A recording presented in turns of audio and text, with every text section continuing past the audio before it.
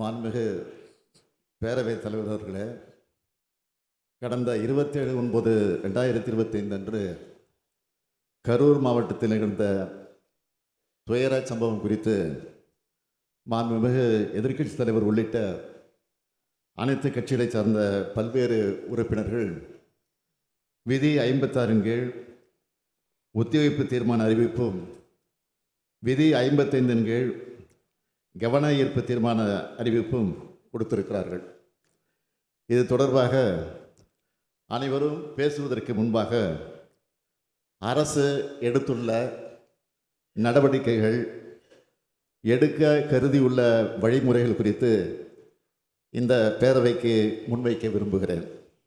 ஒவ்வொரு உறுப்பினுடைய கருத்தும் ஆய்வு செய்யப்பட்டு, நீங்கள் பேசிய கருத்து சொல்கிறேன், பேச இருக்கக்கூடிய கருத்துக்களையும் சொல்கிறேன், அது ஆய்வு செய்யப்பட்டு கூட்டு முயற்சியில் வலு சேர்க்கக்கூடிய அனைத்தையும் உறுதியாக நிறைவேற்ற நடவடிக்கை எடுப்போம் என்பதை முதலிலேயே அரசின் சார்பில் நான் தெரிவித்துக் கொள்கிறேன்.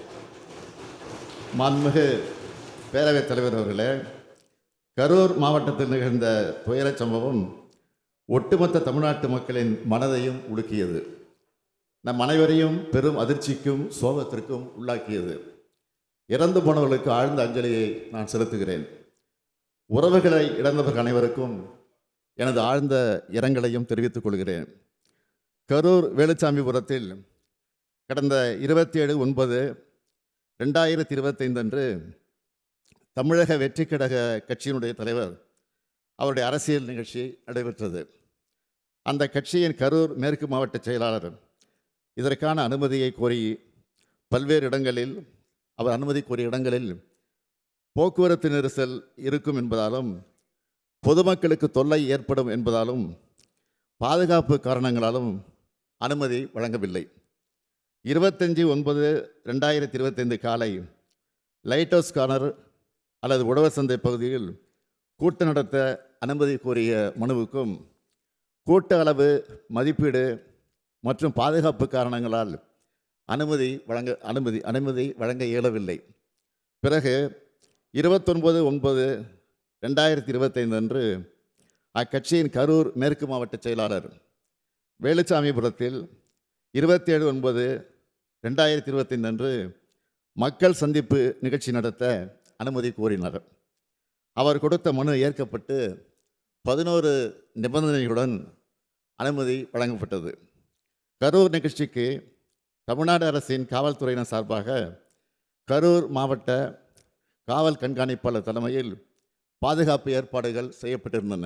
3 கூடுதல் காவல் கண்காணிப்பாளர்கள், 5 காவல் துணை கண்காணிப்பாளர்கள், 18 ஆய்வாளர்கள், 75 உதவி ஆய்வாளர்கள், ஆயுதப்படை காவலர்கள் உள்ளிட்ட 515 காவலர்கள் கரூர் மாவட்டத்திலிருந்து பாதுகாப்பு பணியில் ஈடுபடுத்தப்பட்டு இருந்தனர். இது மட்டுமின்றி வெளி மாவட்டங்களிலிருந்து ஒரு காவல் துணை கண்காணிப்பாளர், 2 ஆய்வாளர்கள், 8 உதவி ஆய்வாளர்கள், 60 ஆயுதப்படை காவலர்கள், 20 அதிவிரைவு படை காவலர்கள் என 91 பேர் வரவழைக்கப்பட்டிருந்தனர். அன்றைய தினம் பாதுகாப்பு பணிக்காக அதிகாரிகள் மற்றும் காவலர்கள் என மொத்தம் 606 பேர் ஈடுபடுத்தப்பட்டிருந்தனர். காவல்துறையை பொறுத்தவரை வழக்கமாக அரசியல் பரப்புரை கூட்டங்களுக்கு வழங்கப்படும் பாதுகாப்பு காவலர் எண்ணிக்கையை விட அதிகமாகவே வழங்கப்பட்டிருந்தது. பொதுக்கூட்ட நிகழ்ச்சி ஏற்பாட்டாளர்களால் 10,000 பேர் வருவார்கள் என்று தெரிவிக்கப்பட்ட நிலையில் அதைவிட அதிகமாக கூட்டம் வரும் என்று எதிர்பார்த்து கூடுதல் பாதுகாப்பு ஏற்பாடுகள் செய்யப்பட்டன.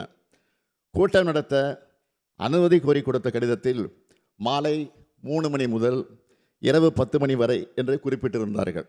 ஆனால் செய்தியாளர் சந்திப்பு மற்றும் சமூக ஊடகங்களில் மதியம் 12 மணிக்கு கட்சித் தலைவர் கரூர் வருவதாக அக்கட்சியின் பொதுச் செயலாளர் தெரிவித்திருந்தார். இதனால் கரூரில் காலை முதலே மக்கள் வர தொடங்கிவிட்டனர். 27/9/2025 அன்று அக்கட்சியின் தலைவர் சென்னையிலிருந்து காலை 8:40 மணிக்கு புறப்பட்டு 9:25 மணிக்கு திருச்சி வந்தடைந்தார். அதன் பின்னர் நாமக்கல் நிகழ்ச்சியில் கலந்து கொண்ட பிறகு கரூருக்கு இரவு 7 மணிக்கு வந்துள்ளார்.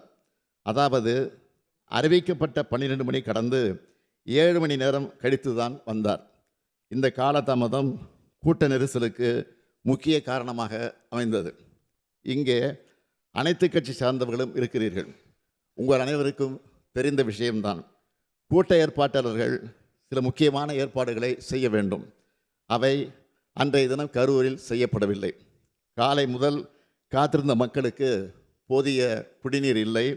உணவு வழங்க எந்த விதமான ஏற்பாடுகளும் நிகழ்ச்சியை ஏற்பாடு செய்தவர்களால் செய்யப்படவில்லை.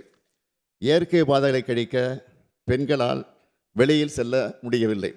சம்பவம் நடந்த அதே வேலுச்சாமிபுரத்தில் இதற்கு 2 தினங்களுக்கு முன்பாக, அதாவது 25/9/2025 அன்று மாண்புமிகு எதிர்க்கட்சித் தலைவர் அவர்கள் கலந்து கொண்ட பரப்புரை நிகழ்ச்சி நடந்துள்ளது. அந்த கூட்டத்தில் பங்கேற்றிருந்தவர்கள் முறையாக ஒருங்கிணைக்கப்பட்டு கட்டுப்பாட்டோடு நடந்து கொண்டனர். எந்தவித அசம்பாவிதமும் இல்லாமல் நடந்து முடிந்தது. அதில் சுமார் 12,000 முதல் 15,000 பேர் பங்கேற்றிருக்கிறார்கள். அந்த பரப்புரை கூட்டத்திற்கு சுமார் 137 காவலர்களும் 30 ஊர்காவல் படையினரும் பாதுகாப்பு பணியில் ஈடுபட்டிருந்தனர் என்பதை குறிப்பிட விரும்புகிறேன். ஆனால் அதற்கு நேர்மாறாக இந்த கட்சியினுடைய நிகழ்ச்சி நடந்துள்ளது. கரூர் மாவட்ட எல்லை தவிட்டுப்பாளையம் சோதனை சாவடி நிகழ்ச்சிக்கு பின் கேரவன் வாகனத்தை பின்தொடர்ந்து பெருவாரியான ரசிகர்களும் கட்சியினரும் நிகழ்ச்சி நடைபெறும் இடத்திற்கு வந்து கொண்டிருந்தனர். நிகழ்ச்சி நடைபெறும் பகுதியில் கூட்டம் அதிகமாக இருந்ததாலும் பிரச்சார வாகனத்தின் பின்னால் ஏராளமானோர் வந்ததாலும் கரூர் நகர உட்கோட்ட காவல் துணை கண்காணிப்பாளர் அவர்கள் பிரச்சார வாகனத்தில் இருந்த ஏற்பாட்டாளர்களை அக்ஷயா மருத்துவமனை அருகே நிறுத்தி கூட்டத்தில் உரையாற்றுமாறு அறிவுறுத்தியிருக்கிறார்கள். அதற்கு நிகழ்ச்சி ஏற்பாட்டாளர்கள் முன்பே அனுமதிக்கப்பட்ட இடத்தில்தான் பேசுவோம் என்று பிடிவாதமாக தொடர்ந்து முன்னேறி சென்றனர். கரூர் மாவட்ட காவல் கண்காணிப்பாளர் அக்கட்சியினுடைய இணைச் செயலாளரிடம் பலமுறை தொடர்பு கொண்டு பிரச்சார வாகனத்தை நிறுத்துமாறு கேட்டுக்கொண்டும் அவர் தாவேகா கட்சியின் தலைவர் தனது உரையை தொடங்குமாறு கேட்டுக்கொண்டார். காவல்துறையின் வழிமுறைகளை மீறி வாகனம் அக்ஷனா மருத்துவமனையிலிருந்து 30-35 மீட்டர் தூரம் சென்றபோது இருபுறமும் இருந்த கூட்டத்தினரையே இது நிலைகுலைய செய்தது. இதனால் கூட்டத்தில் பல இடங்களில் அலைமோதல் ஏற்பட்டிருக்கிறது. கூட்டத்தில் இருந்த பெண்கள் மற்றும் குழந்தைகள் மத்தியில் பீதி, மூச்சு திணறல், மயக்கம் மற்றும் நெரிசல் ஏற்பட்டது. பலரும் கீழே விழுந்து மிதிப்பட்டிருக்கிறார்கள். கூட்டத்தின் ஒரு பகுதியினர் ஜெனரேட்டர் பகுதிக்குள் நுழைந்து தகர கொட்டகையை அகற்றியும் வெளியேற முயற்சி செய்திருக்கிறார்கள். இதனால் மின்சாரம் தாக்குவதை தடுக்க ஜெனரேட்டர் ஆபரேட்டர் மின்சாரத்தை துண்டித்திருக்கிறார். நிகழ்ச்சி நடைபெற்ற இடத்தில் கூட்ட நெரிசலால் காயமடைந்தும் சோர்வினால் மயக்கமடைந்தும் மக்கள் உதவி கோருவதை கவனித்து காவல்துறையினர் மருத்துவமனை ஆம்புலன்ஸுக்கு தகவல் அனுப்பி வரவழைத்திருக்கிறார்கள். இவ்வாறு கூட்ட நெரிசல் ஏற்பட்ட போது அவர்களை காப்பாற்றத்தான் ஆம்புலன்ஸ் வந்ததை தவிர நெரிசல் ஏற்படுவதற்கு முன்பு எந்த ஆம்புலன்ஸும் வரவில்லை.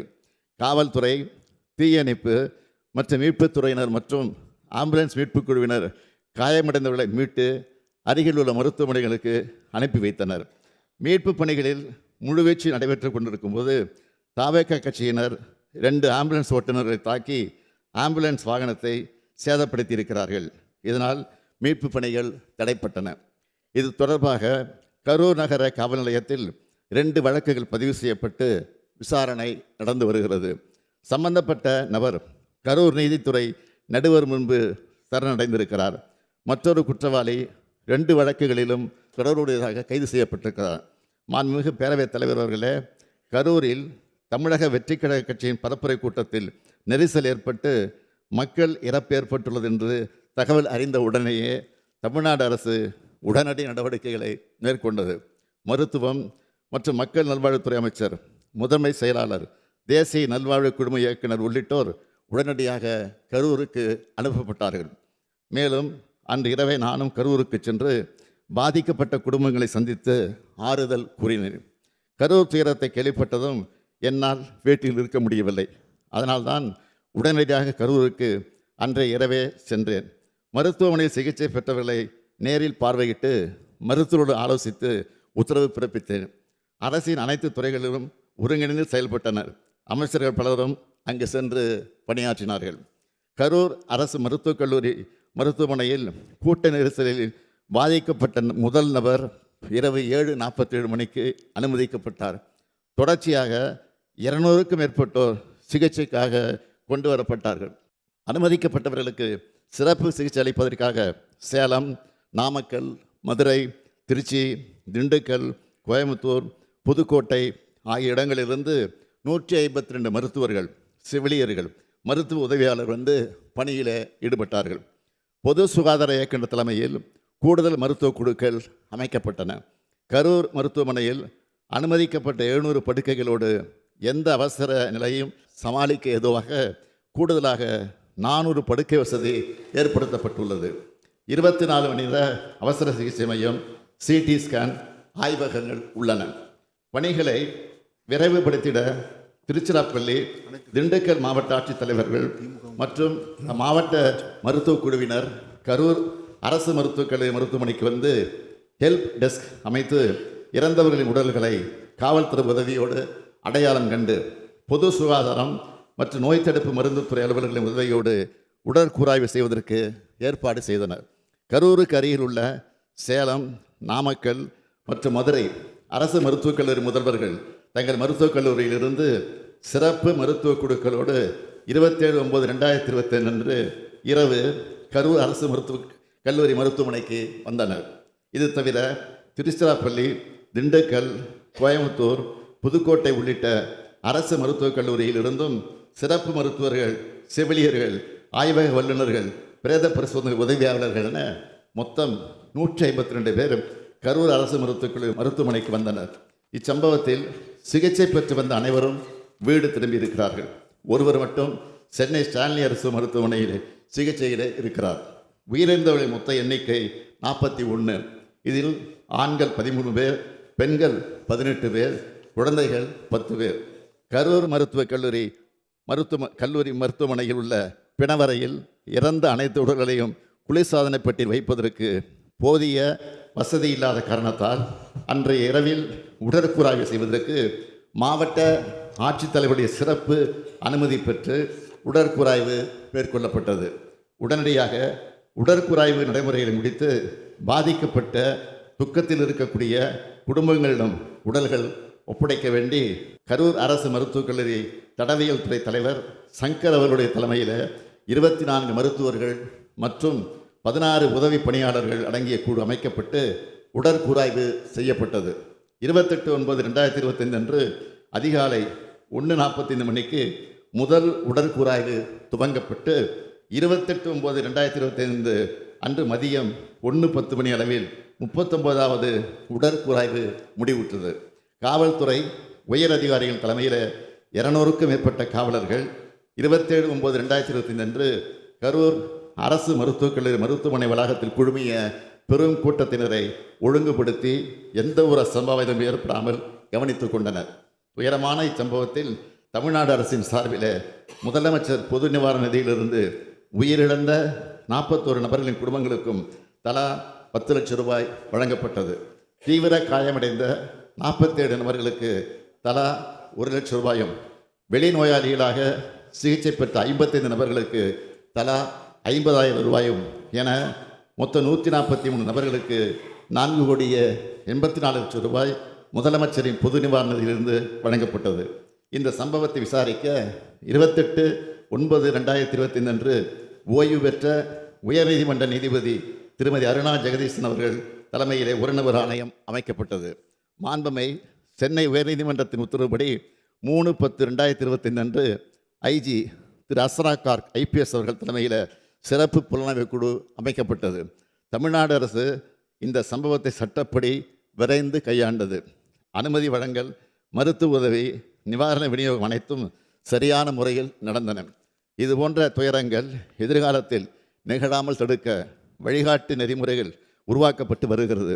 இந்த நிலையில் இச்சம்பவம் குறித்து உச்சநீதிமன்றத்தில் தொடுக்கப்பட்ட மேல்முறையீட்டு வழக்கில் இவ்வழக்கு சிபிஐ விசாரணைக்காக ஒப்படைக்கப்பட இடைக்கால உத்தரவு பிறப்பிக்கப்பட்டுள்ளது. நான் எனது 50 ஆண்டுகால பொது வாழ்க்கையில் எத்தனையோ நிகழ்ச்சிகளை பார்த்திருக்கிறேன், நடத்தியும் இருக்கிறேன். இங்குள்ள அனைத்து அரசியல் இயக்கங்களை சார்ந்தவர்களும் இத்தகைய அனுபவம் கொண்டவர்கள்தான். மாநாடுகள், பொதுக்கூட்டங்கள், ஆர்ப்பாட்டங்கள், போராட்டங்கள் நடத்தும் போது அதற்குரிய சட்டத்திட்டங்களும் நெறிமுறைகளுக்கும் பொது ஒழுக்கங்களுக்கும் கட்டுப்பட்டு நடத்தப்பட்டு வருகின்றன. அப்படித்தான் நடத்த வேண்டும். கட்டுப்பாடுகளை மீறும்போது அதனால் பாதிக்கப்படுவது நிகழ்ச்சிகள் நடத்தும் கட்சியினுடைய தொண்டர்கள் தான், நமது தமிழ்நாடு மக்கள் தான். சமூக வலைத்தளங்களில் தேவையற்ற வதந்திகள் பரவிய போது அதற்கு முற்றுப்புள்ளி வைக்க வீடியோ மூலமாக எந்த அரசியல் கட்சி தலைவரும் தன் கட்சி தொண்டர்களும் அப்பாவி பொதுமக்களும் இறப்பதை விரும்ப மாட்டார்கள் என்று தான் நான் குறிப்பிட்டேன். இறந்தவர்கள் நமது உறவுகள் என்பதை மனதில் வைத்து அனைவரும் செயல்பட வேண்டும் என்று கேட்டுக்கொண்டேன். அது மட்டுமன்றி அரசின் உயர் அலுவலர்கள், காவல்துறையினுடைய உயர் அலுவலர்கள் செய்தியாளர்களை சந்தித்து உண்மை நிலையை வீடியோக்களோடு ஆதாரத்தோடு தெளிவுபடுத்தினார்கள். மருத்துவமனை அனுமதிக்கப்பட்ட அனைவரையும் காத்தது நமது அரசு. அனைவருக்கும் உரிய சிகிச்சை அளித்தது நமது அரசு. உச்சநீதிமன்றம் இந்த விவகாரத்தில் இடைக்கால உத்தரவு பிறப்பித்துள்ளது. இறுதி தீர்ப்பின் அடிப்படையில் அரசு செயல்படும் என்பதை உறுதியோடு நான் இங்கே சொல்லுகிறேன். அதே நேரத்தில் இது போன்ற துயர சம்பவங்கள் இனி நடக்கக்கூடாத இந்த உறுதியை அனைத்து அரசியல் இயக்கங்களும் பொது அமைப்புகளும் எடுக்க வேண்டும். அனைத்தையும் விட மக்களின் உயிரே முக்கியம். மக்களின் உயிரே விலை மதிப்பற்றது. இதை மனதில் வைத்து செயல்பட வேண்டும் என்று கேட்டு அமைகிறேன். வணக்கம்.